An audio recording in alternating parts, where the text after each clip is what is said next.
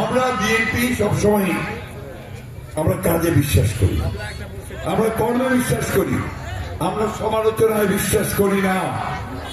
আজকে একটা দল আপনাদের সামনে আসছে, নিশ্চয়ই আসছে, আপনারা চিনেন,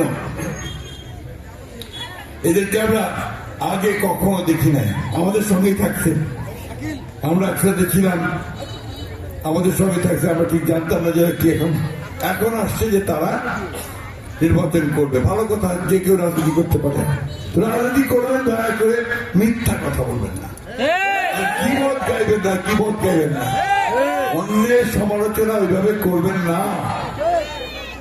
এই দলটা সম্পর্কে একটি কথা বলতে পারি, আমি ক্যান্ডিডেট সম্পর্কে কোনো কথা বলবো না, কিন্তু দলটা সম্পর্কে বলবো। এই জামাতে ইসলাম ইসলামের কথা বলে, কিন্তু আপনি দেখবেন আজকে অনেক মৌলানা সাহেবরা, তারা বিশেষ করে চর মৌলানা পীর সাহেব, তিনি পরিষ্কার করে বলতেছেন জামাতে ইসলাম কোন ইসলামী দলই না।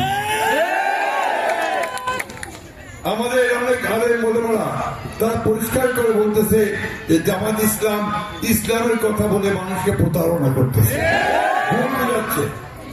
আমাদের একেবারে সাধারণ মহিলাদেরকে, মা বোনদেরকে ভুল বুঝাচ্ছে যে দাঁড়িপাল্লার ভোট দিলে নাকি আপনার জান্নাত পাওয়া যাবে,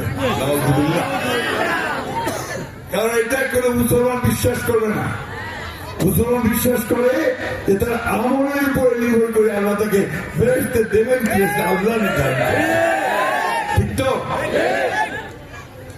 আরো কথা আছে, কয়েকদিন ধরে এই টেলিভিশনটা, মোবাইলটা অনেক কথা হচ্ছে, তার মধ্যে একটা কথা আসছে যে তিনি মহিলাদেরকে, ওনাদের যে আমির সাহেব, তিনি নাকি মহিলাদেরকে খুব অশ্লীল ভাষায় গালিগালাজ করছেন। দেখছেন আপনারা? কি দেখছেন?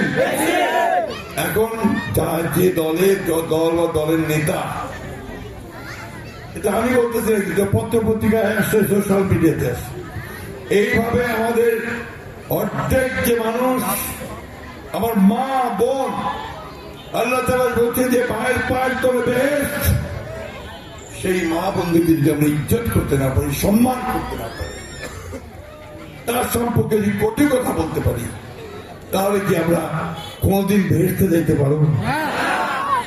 আমরা কি ভালো কাজ করতে পারবো? তাই বন্ধুগণ, বক্তব্য বাড়াবো না, আপনারা সবাই বুদ্ধিমান, আমাদের ছেলে পেলেরা সব বিএ এমএ পাস করেছে, আছে, সব লেখাপড়া জানে, মেয়েরা তো আরো বেশি।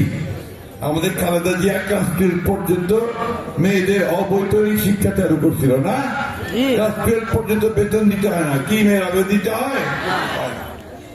এর ফলে আমাদের মেয়েরা কিন্তু অনেক বেশি আগে গেছে। নিজেরাই চিন্তা করবেন।